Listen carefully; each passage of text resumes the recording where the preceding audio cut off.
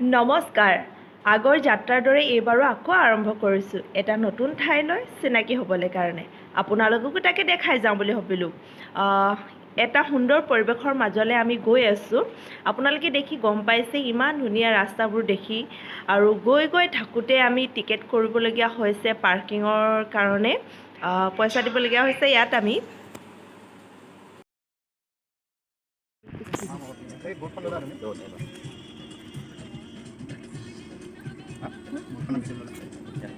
Thank U. কুপনটো ল'লোঁ, তাৰপিছত আকৌ আগবাঢ়িছোঁ সেই জেগাডোখৰলৈ, যিডোখৰ জেগা চাবলৈ কাৰণে আমি বহুত আগ্ৰহে ৰৈ আছিলোঁ, মানে গৈ আছোঁ আগ্ৰহে।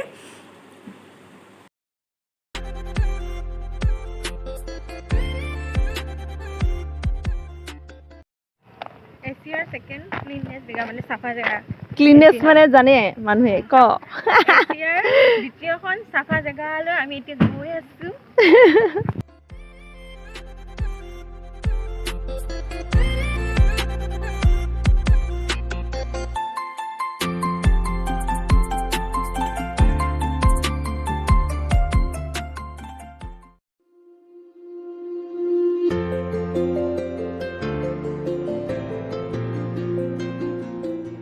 এনেদৰে আমি গৈ আছোঁ পোনে আৰম্ভণি এডোখৰ, আৰু আৰম্ভণিতে আমি এখন বৰ্ড পাম। বৰ্ডখনে হৈছে ৱেলকাম টু মাইলুং। আৰু সুন্দৰ পৰিৱেশখিনি আপোনালোকে অকণমান চাই লওকচোন, কি ধুনীয়া সেউজীয়া পৰিৱেশৰ মাজত গাঁওখন আছে। গাঁওখনৰ পৰিৱেশটো, গাঁওখন আমাৰ চাইটো খুবেই ভাল লাগিল, আৰু মোৰ ফোনৰ কেমেৰাত যিমানখিনি বন্দী কৰি ৰাখিব পাৰিছোঁ সেইখিনি বন্দী কৰি আপোনালোকক দেখাইছোঁ। আৰু গৈ থাকোঁতে আমি পালোঁ গীৰ্জাঘৰ। সুন্দৰকৈ গাঁৱৰ মাজত সজাই থৈ দিছে গীৰ্জাঘৰবোৰ।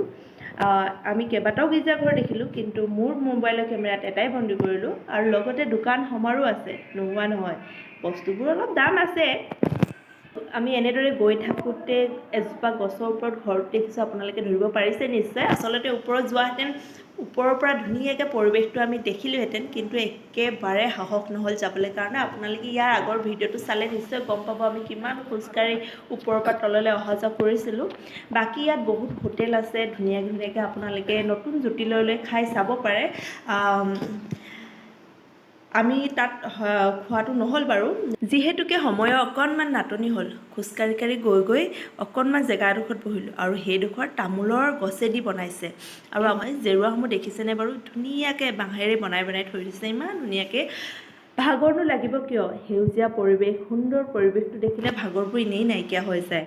আপোনালোকে যদি কেতিয়াবা আহিব বিচাৰে এই জেগাডোখৰলৈ আহিব পাৰে। শ্বিলং যদি ফুৰে, চেৰাপুঞ্জী যদি ফুৰে, নিশ্চয় এই জেগাডোখৰলৈ আপোনালোকে আহি সুন্দৰ পৰিৱেশ, চাফা গাঁওখন চাই যাব পাৰে। সুন্দৰ গাঁও, চাফা গাঁওখন এইখন। আৰু বাকী আপোনালোকক দেখালৈ কিমান ক্লিনেছ আছে, কিমান মানুহে চাবলৈ আহে। এইখিনিতে আমি গৈ থাকোঁতে অকণমানি এটা ল'ৰা লগ পালোঁ। আহকচোন কথা পাতি চাওঁ তাৰ লগত, বুজি পায় নে নাপায়। What is your name?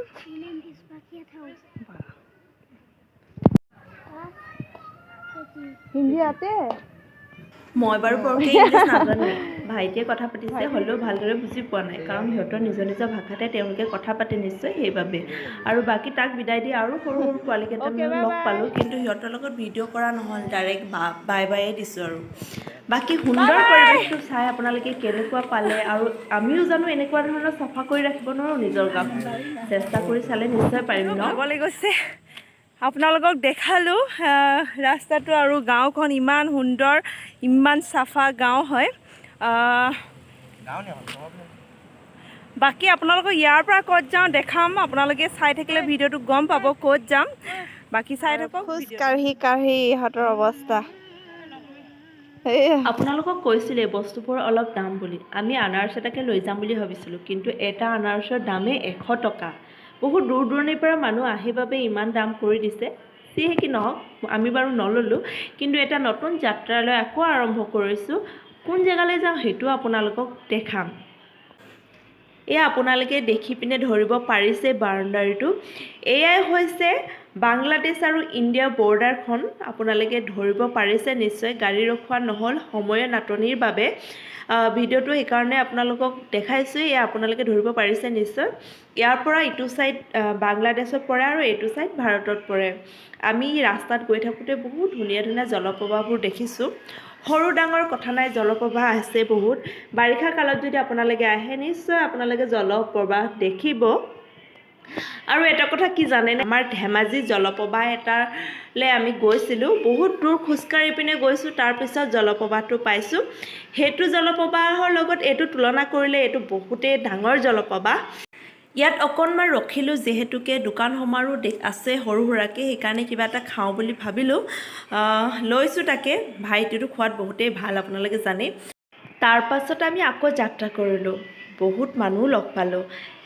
এই বৰ্ডাৰত কাম কৰি থকা যিসকল আৰ্মী লোক, তেওঁলোককতো চেলুট জনাইছোঁ। ইমান কষ্ট কৰি বৰ্ডাৰত আছে, কাম কৰিছে, তেওঁলোকক দেখিছোঁ।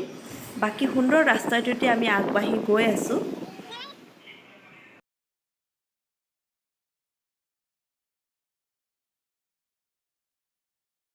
পাই গ'লোহি ডাউকি, য'ত বাংলাদেশ আৰু ইণ্ডিয়া বৰ্ডাৰ আছে। এইখন আধা ইণ্ডিয়াত পৰিছে আৰু আধা বাংলাদেশত পৰিছে। আমি এতিয়া সাঁতুৰিবলৈ আৰু গৈ আছোঁ।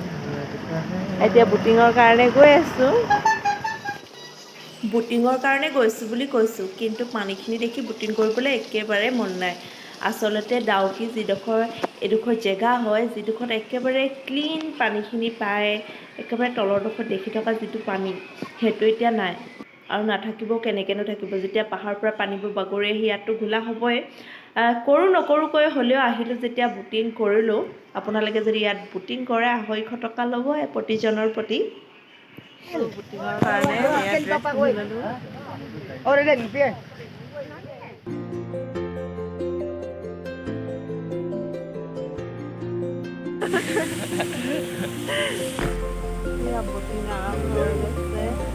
আমাৰ হেৰিডালো ভাঙি থাকিলে। এয়া ভেয়া এইপিনে মাছ ধৰি আছে।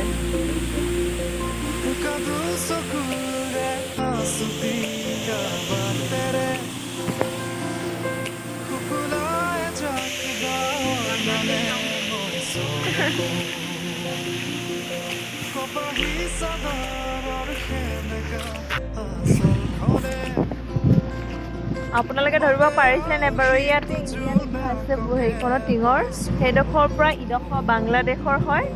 আৰু এইপিনে দেখাই আছে আপোনালোকক, এইটো ছাইডৰ পৰা সেই ইয়াত এটা দ্বীপ আছে সৰুকৈ, ধৰিব নোৱাৰিব চাগে। সেইডোখৰৰ পৰা ইডোখৰ, তলডোখৰ বাংলাদেশ হয়। আৰু বাকী আমি এতিয়া ইণ্ডিয়া দেশতে আছোঁ। আৰু আপোনালোকে দেখি অনুমান কৰিব পাৰিছেনে বাৰু? ইমান সুন্দৰ সুন্দৰ পৰিৱেশ, ক'বলৈ একো ভাষা নাই, একো শব্দ নাই। আপোনালোকে ভিডিঅ'টো অকল চাই গ'লে গম পাব কিমান ধুনীয়া পৰিৱেশ। আৰু সন্মুখত আমি যেতিয়া দেখিছোঁ, পানীৰ সৈতে খেলিছোঁ, বহুত ভাল লগা এটা সুন্দৰ পৰিৱেশ। আপোনালোকে পৰিৱেশটো উপভোগ কৰি যাওক।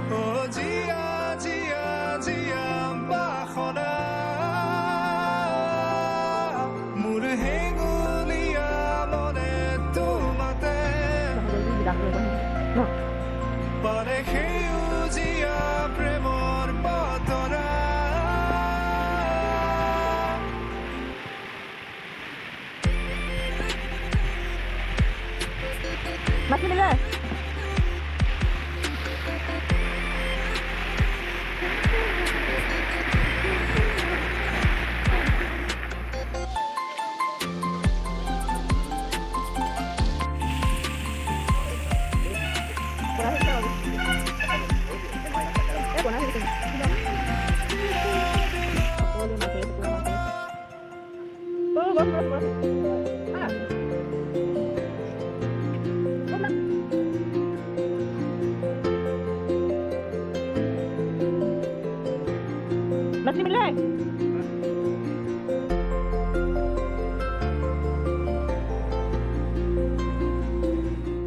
আচলতে আমি যিডোখৰৰ পৰা উঠি আহিছোঁ, অলপ আঁতৰত গৈ পিনে এডোখৰ মুকলি বালিচৰা জেগা আছে, তাত গৈ অকণমান ৰখোঁ। বস্তু বাহনি খাবলৈ পৰাকৈ সুবিধা আছে, তাত কিনিব পাৰিব, কিন্তু বহুত দাম। কাৰণ সিহঁতেও কষ্টকৈ নাওতে আনি বস্তুবোৰ ইয়াত ৰাখে। বহুত দাম হয়। আহকচোন তথাপি চাওঁ কিমান কি হয়।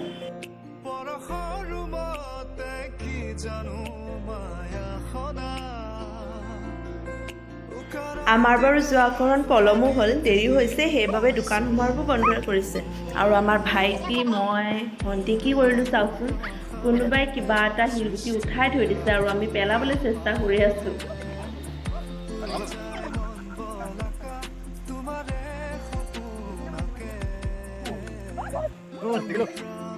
ফ্ৰীকে বোলে মাছ এটা দিয়ে আমাক। তাৰ পৰা আমি আকৌ ৰাওনা হৈছোঁ। যিটো জেগাৰ পৰা আমি গৈছিলোঁ সেইটো জেগালৈ পুনৰ উভতিছোঁ।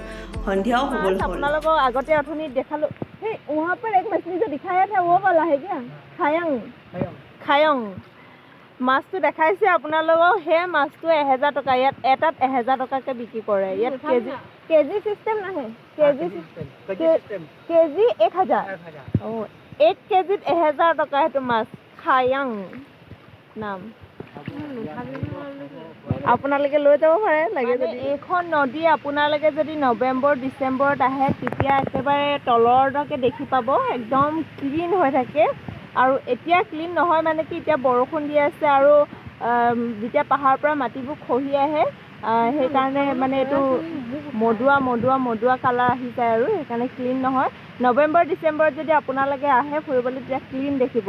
আৰু নৱেম্বৰ ডিচেম্বৰত আপোনালোকে আহিলে মানে ৱাটাৰফলকেইটা নেদেখে, সেইটোৱে কথা।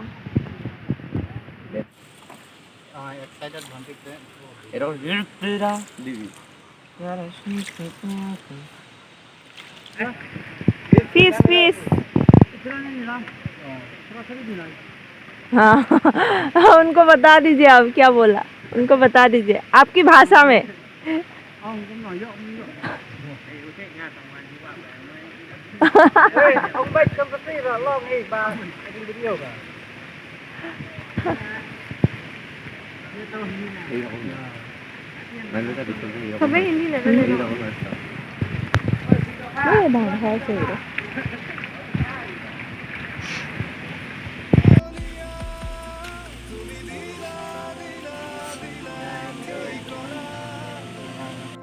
देखा लगोकसुन एक बार इसे दिखा दीजिए ना भैया। ओ वाह, थैंक यू।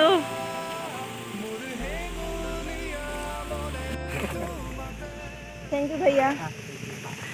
মানে কি ইয়াত যদি আপোনালোকে এতিয়া আহে নহয়, এতিয়া যদি আহে তেতিয়াহ'লে 6টালৈকে ইয়াত খোলা থাকিব। মৰ্ণিং কেতিয়ালৈকে আহে তেতিয়া 9টা বজাৰ পৰা 6টালৈকে খোলা থাকিব।